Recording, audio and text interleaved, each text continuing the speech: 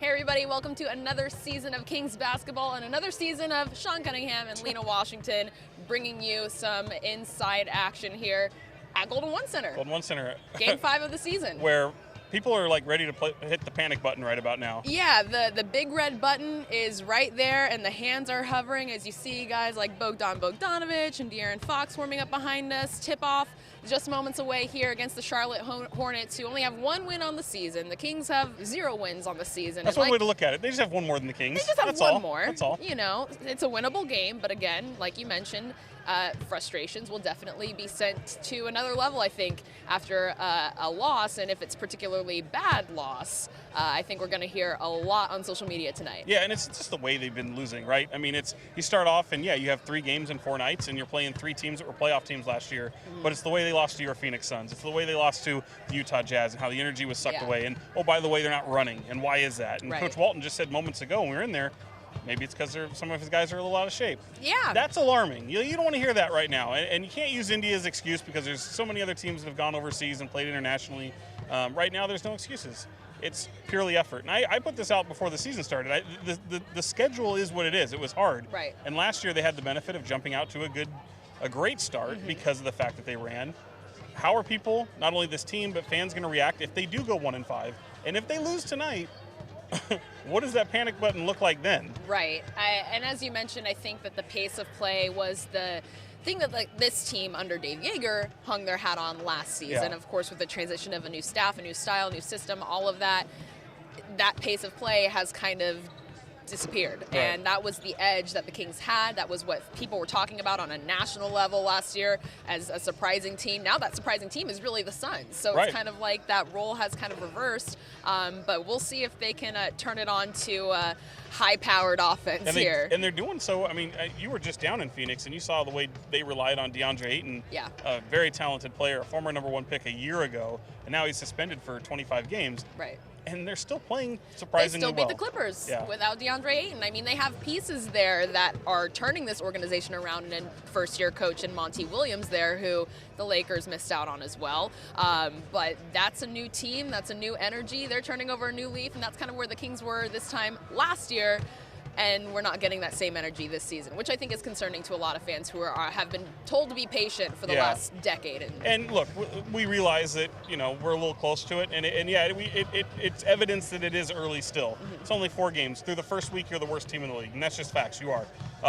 But you got another week ahead of you. You've got an East Coast road trip that's 3 games long against teams that are, one was a champion a year ago. They don't have Kawhi Leonard anymore, and 2 other teams that are out of the playoffs last year. So there's a moment to get right. There are some get right games ahead, but if you play the way you showed in against Phoenix, Utah, you'll get beat by anybody. Yeah. So by 30 points even. I mean, you'll get your head kicked in. I mean, that's just the way that's been happening. Right. And it's not 1 or 2 things here. Yes, it's bad third quarters. Yes, it's turnovers. Yes, it's that they're not running, but they've got a lot to work on. And I think the thing that rubbed some fans the wrong way was hearing Luke Walton say that he hasn't been emphasizing fast break, up-tempo style, because you can use that as a defense. Absolutely. And it's interesting. I mean, we were talking about it after the game against the Nuggets the other night.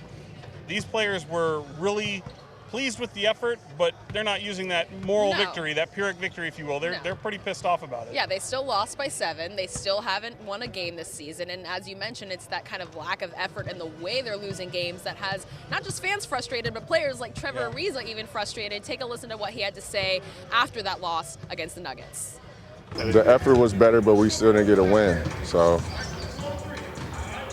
we could be happy about the effort, but we still didn't win. So but if given effort is progress, then yeah.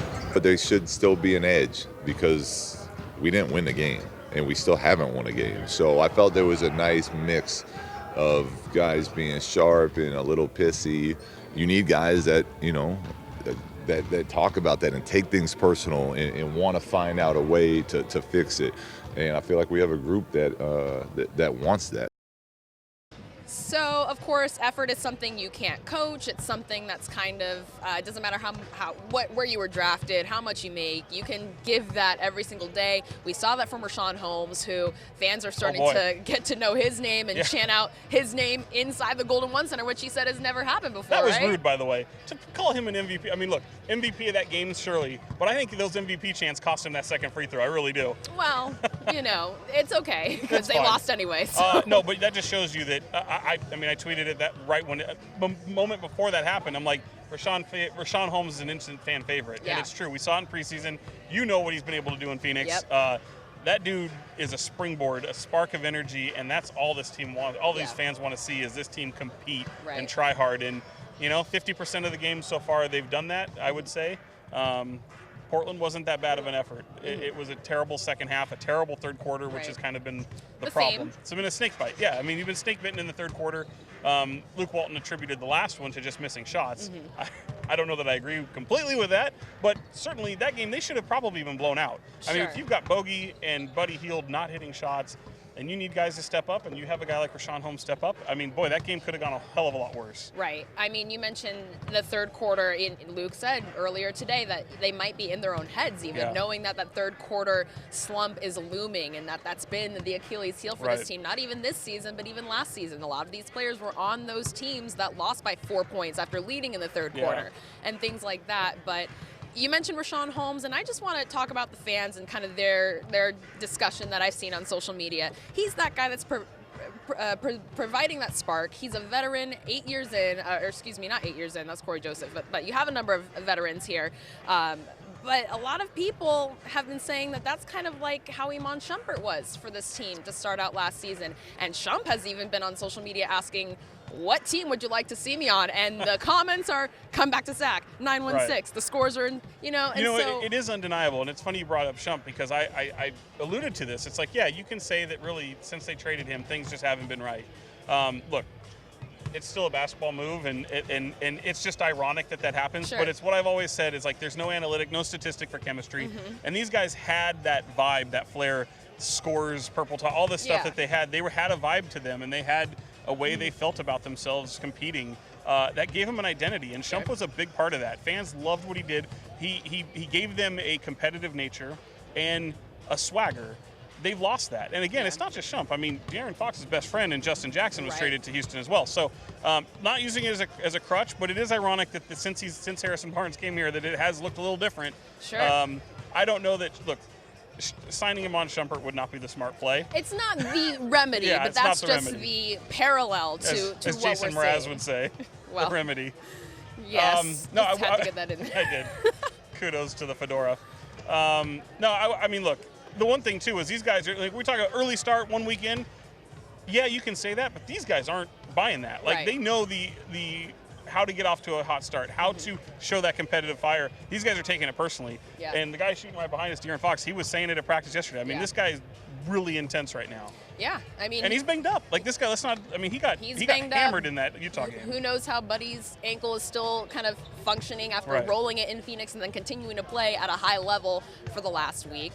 And of course, Marvin Bagley being out, that switches the starting lineups, with which Luke Walton addresses. The starters don't matter, is what he says. He's going to go into his bench. He's going to ask every guy to be ready, next man up mentality. Harry Giles is also listed as questionable for tonight's game. We'll see when he actually takes the court for the first time, but he has been practicing, so that is a welcome sight. Yeah, it'd be great to see him back. I don't think it'll happen tonight. I could be wrong. The report came out moments ago, so maybe I'll check it while we're doing this. Well, let's go ahead and I will say, though, I really think it'll happen later this week. I think it's something that maybe they'll debut Friday, possibly on the road on Sunday, but the way Richaun Holmes is playing.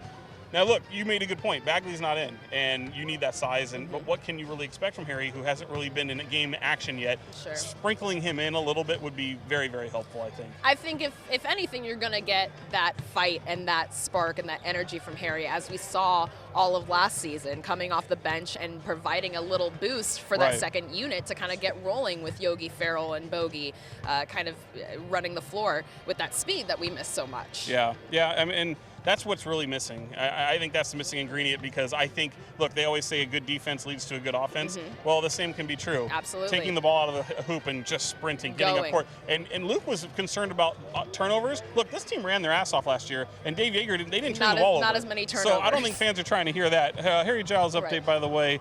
Let me see if I can get it, because I can't read. I need glasses. It said questionable on the... He was, but they update at 5:30. And I will say he's still listed as questionable. Okay. Yeah. He's not going to play. I mean, he's not going to play, guys. He's not going to play. He's not going to play.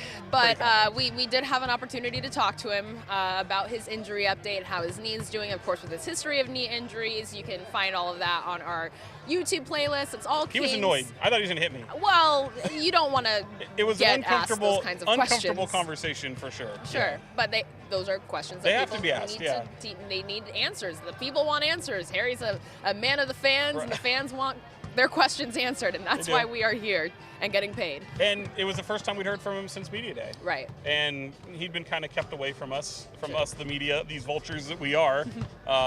He'd been kind of kept away, and he doesn't want to talk about an injury. Sure. But that was what almost made it more interesting, because he went on social media saying, I ain't hurt. But because it's him, they have to take baby steps. If he's experiencing pain in the knee, now you got to really dial it back. And as he said, a flare-up, swelling, pain, however you want to remedy that, the remedy for them was, all right, let's take it slow. And did it come at a cost? Does it take him out? He says no. He says he's been right there with them every step of the way, but I think he's going to get those butterflies the minute he steps on the court again. I hope it's in Sacramento. I really hope it's Friday. Yeah, and I hope those are the butterflies that can flutter away and make those numbers for the Kings side a little bit bigger than the numbers for the visitor side, because if they don't win tonight, again, Friday night's game against the visiting Utah Jazz a week after the smackdown in Salt Lake City, there's going to be some frustration palpable in this building. That's the first game that they'll be debuting their new classic jerseys, the royal blue instead of that garbage powder blue. It'll be the royal blue Kings jerseys and the whole new court. That'll be the first time outside of what we saw at FanFest. Right. The first time they play on it, so it'll be fun to watch. At Phoenix, people were rocking those royal blues in the stands. They had their number 5 Fox jerseys and all of that, so I know fans are excited. And even without the I guess maybe disappointing start, there's a lot to look forward to this season in Sacramento with all the new pieces, all the young talent, and they're celebrating 35 years of basketball here in the city, where 7 years ago we didn't know if we'd be able to say that. And before, since this is the first show we've done, I mean, we haven't given I did on Twitter. I think you did as well. I don't think I did, and I have had difficulty landing on a number. She also has the benefit of knowing that they're now 0-4. And by the way, if they fall to 0-5 tonight, they've only done that. Lina, Washington. They've only done that twice, 2 other times in the Sacramento era. You have to go all the way back to the 1990 to 91 season, and then 88 to 89 season. So you're saying history could be made tonight? It's been a while since they've gone 0-5, but it has happened twice in Sacramento history, and once in Kansas City history. But who cares about that? For the fans' sake, let's hope now that doesn't happen. Now that you have the hindsight of knowing that this team starts 0-4. Oh man. Go ahead. Well, they won 39 last year. They did. They exceeded both of our expectations last season. And to be honest, what did you say last season? I think I gave them 28, maybe. Mine was like 24, 25. You aimed lower than. I always do. The year before, 2 years ago, my first season in Sacramento, I actually hit the number pretty much on the head. The win total, I'm which scarred. was like 27. I've seen a lot of bad basketball. Yeah, you're traumatized from the last decade or so. You know what? I am going to give them. I'll give them 36 based on That's the exactly start. what I did. I'll give them 36 based on the start. When you look at the Western Conference, it's gotten tougher, as if it wasn't tough enough. Right. And then again, you already have your second-year big man out, missing a stretch of 4 to 6 weeks, and even with Marvin Bagley missing chunks of the season last year, I mean, they've already almost eclipsed their losing streak of last season at 4 games. So. Wow. When you think of that, I didn't even think of that. Yeah, last year this Sacramento Kings team didn't lose 4 straight games, which was something that, again, fans probably haven't seen in a long time. That did not happen in 2017, 2018. Right. So yeah, I'll go with 36 as well. And it took 48 games to make the playoffs in the West last year when Kawhi Leonard was far, far away, and that's not the case. I started at 33, thinking that I know it's only 6 games, but again, there's no difference between 33 and 36. Luckily, you got your first-round pick this year, unlike last year. But no, 33 to 36, you still aren't a playoff team, so what does it matter? It's another season of development. Hopefully they can make it interesting like they did last year up until the final month of the season. That's the expectation. But I also think it doesn't happen by osmosis. These guys, De'Aaron Fox took a hell of a leap from year 2 to year 3. Yeah. That doesn't happen for everybody. You can't just count on that. And I'm not, I said their off-season acquisitions were very average to below average. They're kind of proving to be that way at this point. Yeah, and speaking of that leap, I'll ask you, put you on the spot a little bit because it's the conversation that's, of course, going to be had this early in the season, but De'Aaron Fox and Buddy Hield, all-star potential this season, or is it just going to be too tough in the West? It's too tough. Yeah. It's far too tough in the West. Look, they could put up some numbers that are certainly going to be in the conversation and consideration, but if you're not winning, no chance. Right. No chance. I mean, look, you can go back to DeMarcus Cousins when the West was a little bit more open, and look at how long it took DeMarcus to become an all-star, and he was putting up numbers that were almost too high to ignore. Right. It's going to be even if they were winning games, it would still be tough. Without winning games, if you're going to be a 17-win team by the turn of the season or turn of the calendar year, there's no chance. Sure. But yeah, if you can put up numbers and be in that talk, just look at the guards in the West. You still have Russell Westbrook. You still have James Harden. They're on the same team. Yeah. Yeah. And then Now there's that add guy Kawhi, in now San add LeBron, Francisco. all these guys. Yeah, Steph Curry. Yeah, you're lucky Clay's not there. We still have Damian Lillard. Mike Conley's in Utah still. I mean, it's going to be tough. Utah's going to be a really good team this year. They are. I mean, they've been building kind of for the last several years. Yeah. So you kind of see that paying dividends. And even that Denver team that Mike Malone brought in, they were massively improved season. Gary Harris was a force to be reckoned with in that game. And if Jamal Murray plays like he did, he could be in the conversation. There's just too many guards, too many talented guards right now. Right. And Portland fans know that well. They had to wait a long time before Dame and CJ got any attention. CJ still hasn't been an all-star. Wow. So, yeah, it's gonna be a tough road for sure. Yeah. Well, I mean, I'm looking forward to seeing how this team turns it around. I mean, being here last season and seeing just the energy and the surprise and the response and how even the city kind of flipped their narrative of this team for so long, and for good reason, because they were winning games. They were in the playoff conversation up until the All-Star break and the trade deadline, really. And it'll be a test for some of these young players to see what it's like to lose and how you respond, and some of them have been through that with this organization at the professional level, but the 0-4 start is not where you want to be. No, and if you can turn that around, look, like I said, there's some get-right games coming up. If you can exit this season with wins in Atlanta, wins in New York, maybe not in Toronto, but you got to get this one to get your 3-5 at that point, I believe, if my math's right. I'm terrible at math, that's why I got into this business. But yeah, I think you're 3-5 at that point. That's not bad at all, and I think Luke Walton would take that right now, as opposed to looking at absolutely 1-7. Yeah, absolutely.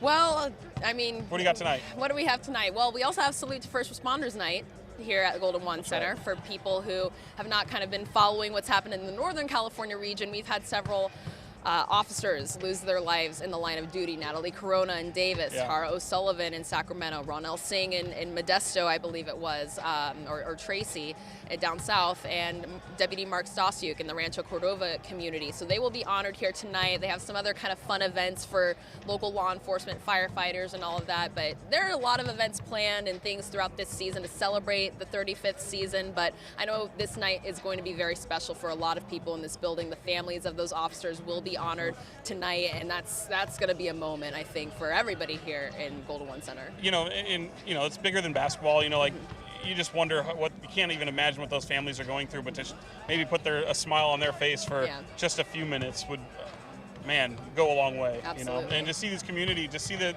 look, you're gonna have almost damn near sellout crowd here in Golden One Center of 17,000 people honoring what those families have gone through. Rightfully so. So that's a good thing. Yeah. For people who've never been at Golden One Center, yes, this place sells out. The team has not made the playoffs in 13 years. They're 0-4, but this place is going to be rocking. Interest, yeah. It's going to be loud. They're going to be hyped for this game. The cowbells are going to be ringing. So if you've never been out to Golden One Center, we invite you to come on down. They have post-game concerts every now and again. Yeah. They have stuff going on the Doco Plaza for your kids, and everybody can have a good time out here. I sense a presence lurking, by the way. Oh. I'm hoping he doesn't show up. Oh. But his name is Lance Woods, and he's nearby. So if he does come in, brace yourselves, people. If you say Lance Woods' name 3 times into a camera, he pops out. Yeah, but we'll be here all season. Hopefully that season goes until let's April, make it relevant. May. Just make it relevant. Yeah. And if you can hang your hat on one thing, maybe just be better than the Warriors. Which you haven't been able to won't say be that in a hard long to do time, at this point in the season because they are struggling without Clay in that new building. Willie Cauley-Stein coming back tonight. Oh, well, that's a guy that Kings fans may or may not miss. I don't know how we're feeling about that maybe now. a little bit more, but right, yeah. So we're looking forward to the Wild Wild Western Conference. The Kings have one more home game this week against the Utah Jazz, and then they will be hitting the road for a little bit, but we will be giving you updates on social media. He's Sean Cunningham. I'm L Washington TV. We will be on Instagram, YouTube, Facebook, probably little less time than the others. But you can follow along with us. Tweet us your win total predictions, your maybe post-season awards. I don't know. If you see anybody doing something spectacular by the end of this season, let us know now so that we can circle back and eat crow or shout you out in April when this thing comes to an end. See, I told you. Yeah, someone's waiting for it. People like pulling up receipts in this day and age. They do. And I know a lot of people that keep a big book of them. Oh, yes. Just thumbing through the Rolodex of receipts. Yeah. All right, well, we are going to wrap things up here at Golden One Center, moments away from tip-off with the Charlotte Hornets and the Kings, waiting to see if this team can get a win under their belt under Luke Walton. I'm going to say yeah. Tonight they will. I would say yes. I think some added motivation, the stinging of losing, not But you got to look out for the. We got this. Let's, where they coast into it. They can't do that to anybody. No. It's an NBA team with an NBA logo on their chest. Can't do it. Yeah, no games are given here in the NBA as we've seen, but let's see a better effort and a better result for this Sacramento Kings team. Until next week, we will see you guys on social media. Follow us along. Sean Cunningham, Lina Washington, for everyone here at Channel 10. We will see you guys on the flip side.